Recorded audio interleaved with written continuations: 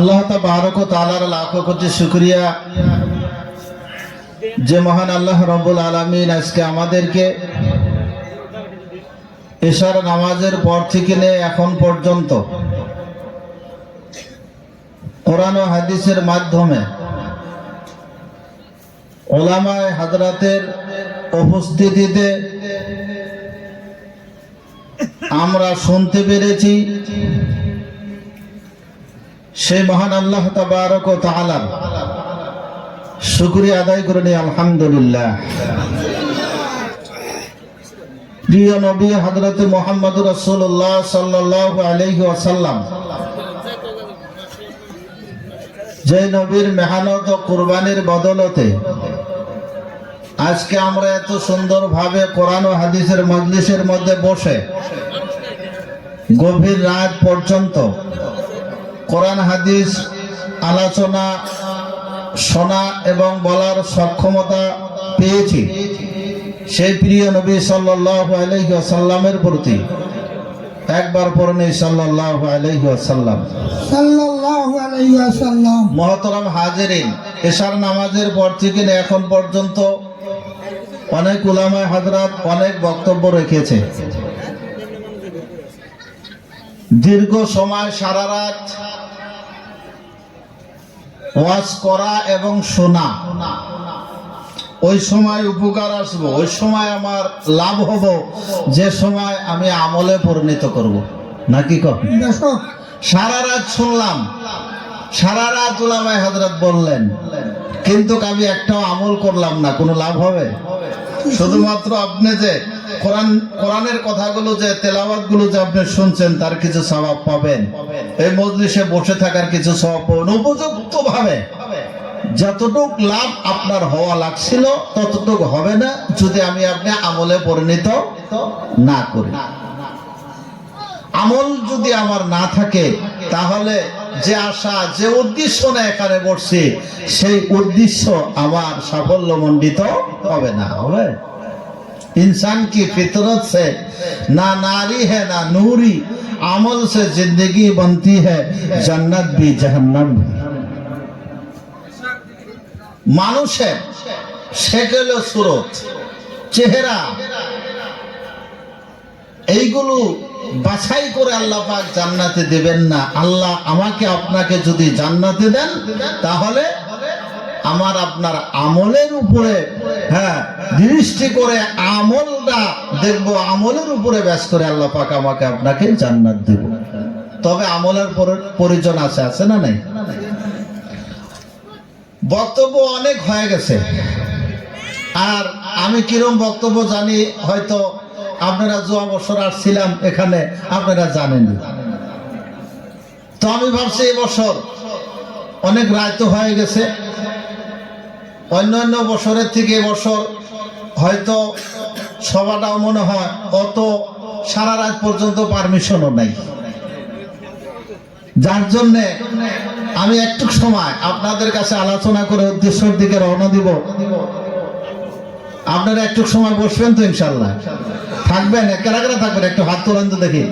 নারে তাকবীর, নারে তাকবীর। কিন্তু মাঝে মাঝে চেয়ার এখনো খালি আছে মেলা মেলা। পুনরায় আমি অনুরোধ রাখছি ভাইরা, একটু সময়, অল্প সময় আপনারা প্যান্ডেলের নিচে এসে বসার চেষ্টা করুন। আপনাদেরকে আমি অনুরোধ রাখছি। আসলে ভাই, আল্লাহ এই প্যান্ডেলটার নিচে বসা না, আল্লাহর রহমত ছাড়া বসা যায় না। যাব আল্লাহ যাকে দয়া করছে, আল্লাহ যাকে মেহেরবানি করছে, ভালোবাসছে, ওই মানুষটাকে আল্লাহ পাক এই প্যান্ডেলের নিচে বসার সুযোগ দান করেছেন। এই প্যান্ডেলের নিচে যে মানুষগুলো আমরা বসছি, আমরা তো সৌভাগ্য, আমরা এত দামি। যে সময় থেকে এই প্যান্ডেলের নিচে আমরা বসছি না, আসরের পর থেকে নিয়ে মানুষ এখানে ওঠা বসা শুরু হয়েছে না নাই? এই জায়গার মধ্যে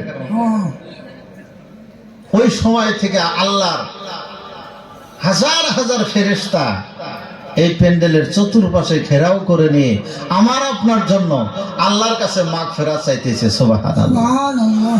ফজর পর্যন্ত তারা চাবে, ফজর পর্যন্ত তারা আল্লাহর কাছে মাগফিরাত চাবে। আল্লাহ পাক জান্নাত বানাইছেন, কিন্তু প্রিয় নবী সাল্লাল্লাহু আলাইহি সাল্লাম বলছেন দুনিয়ার মধ্যে যেটা যে জায়গার মধ্যে কোরআন হাদিসের আলোচনা করা হয় ওইটা হলো বেহেশতের বাগান। সুবহানাল্লাহ। আমরা এই বেহেশতের বাগানের মধ্যে বসছি। এই জায়গায় ওই মানুষগুলোই বসার সুযোগ পেয়েছে যাদেরকে আল্লাহ পাক দয়া করছেন, মায়া করছেন, যাদের উপর আল্লাহ পাক রহম নাযিল করছেন, বরকত নাযিল করছেন, তারাই তো বসতে পারছে। আল্লাহ অসীম দয়ালু।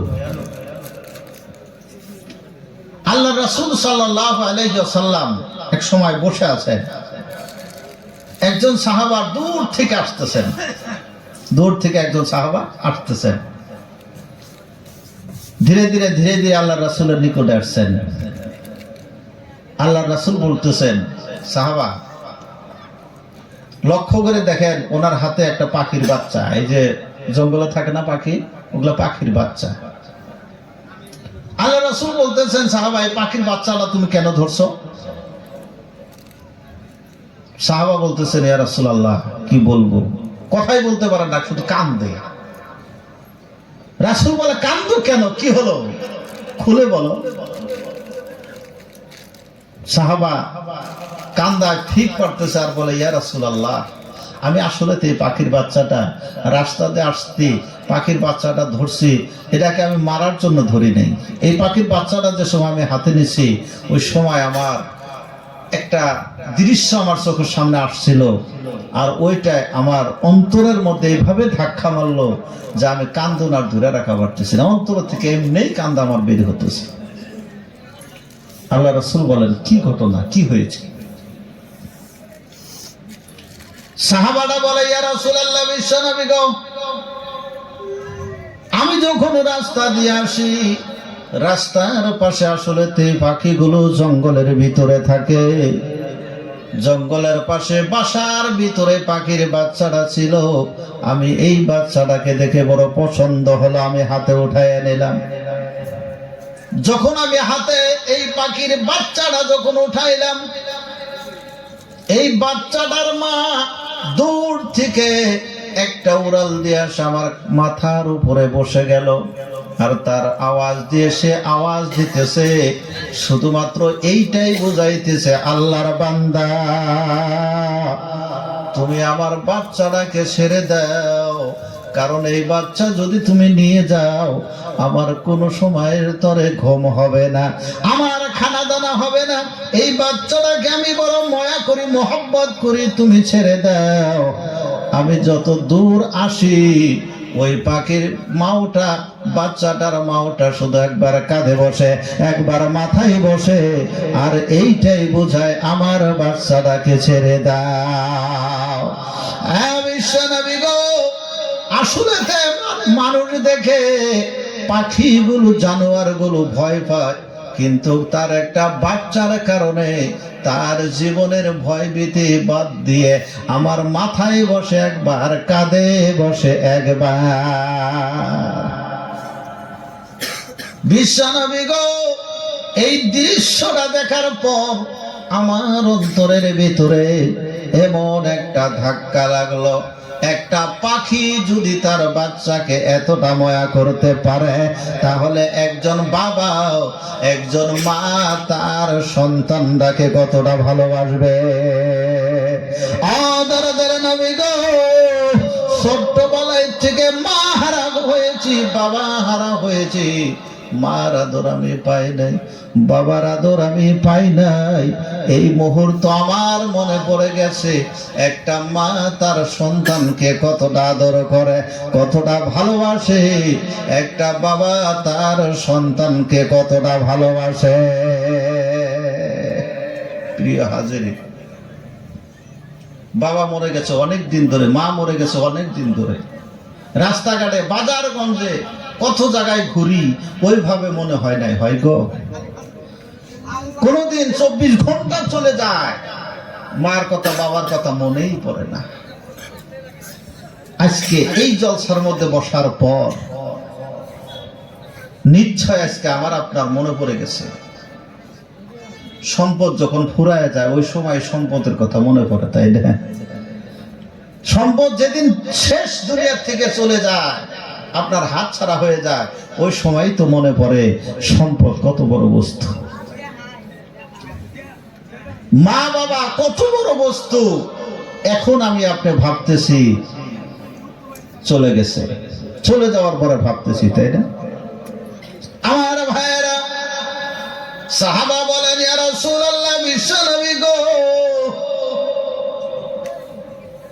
এই মুহূর্ত আমার মনে পড়ে গেছে, একটা মা তার সন্তানকে কতটা ভালোবাসে, একটা বাবা তার সন্তানকে কতটা ভালোবাসে। আমি মা বাবার মহব্বতের থেকে বঞ্চিত, যার কারণে এই কথাটা বলার জন্য আপনার কাছে এই পাখির বাচ্চা হাতে করে নিয়ে উপস্থিত হয়ে গেছি। সাহাবা কথা বলতেছেন, আল্লাহর রাসূলের চোখ দিয়ে পানি বের হতেছে, যার যার করে কান্দে। বিশ্ব নবীকে বলা হলো, সাহাবা বলে, ইয়া রাসূলুল্লাহ, আমার কলিজায় একটা দুঃখ লাগছে, যার জন্য আমি কান্দি।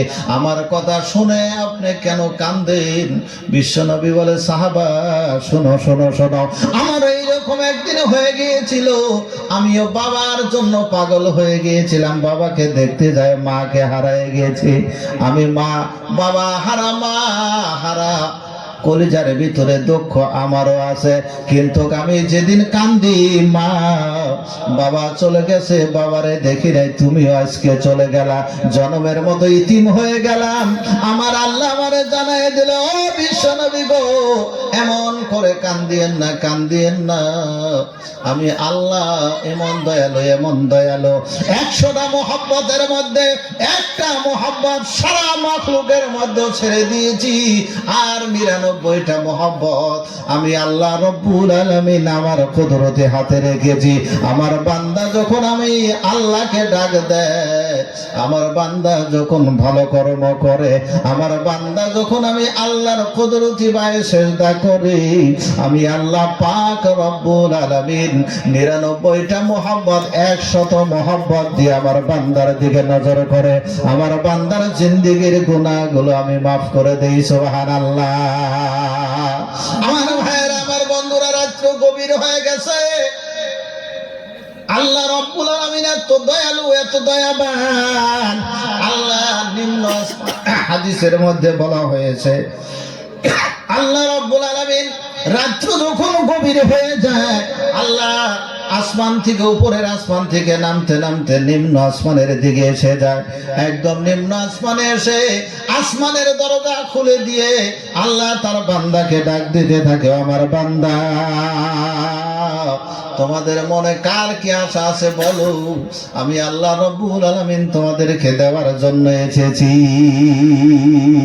আমার ভাইয়েরা, আমার বন্ধুরা, বলার উদ্দেশ্য হলো, রাত ভারী হয়ে গেছে, গভীর রাত হয়ে গেছে। আমার আপনার আল্লাহ নিম্ন আসমানের দিকে এসে আমাদের দিকে নজর করেছে। এই মুহূর্তে যদি আমরা ভালো কর্ম করি, আল্লাহর কাছে যেটা চাবো আল্লাহ রব্বুল আলামিন অবশ্যই দিয়ে দিব। সুবহানাল্লাহ। আল্লাহর কাছে চাবো তো ইনশাআল্লাহ। কিছু চাইলে কিছু দিয়া চাইতে হয়, হয় না নাই? কিছু দিয়া চাইতে হয় না নাই? দেখি কেমন করেন, দেখা যাবে। ভাইরা, কোরআন শরীফের মজলিসের মধ্যে বসে আমি আপনি যদি কোরআনটা শুনি, আল্লাহ তাবারক ওয়া তাআলা বলেন, আমার রহমত ওই মানুষগুলোর উপর অবতীর্ণ হয়ে যায় যারা কোরআনের আলোচনা শুনে। ফাইজা কুরিয়াল কোরআন ফাসতামিউ লাহু ওয়া আনসিতু লাআল্লাকুম তুরহামুন। আল্লাহ বলতেছেন, যখন তোমাদের মাঝে কোরআনের আলোচনা করা হয়, তোমরা শুনো এবং চুপ হয়ে শোনো, তাহলে আমি আল্লাহ রব্বুল আলামিন তোমাদের উপরে খুশি হইয়া আমার রহমত তোমাদের উপর অবতীর্ণ করে দিই। সুবহানাল্লাহ।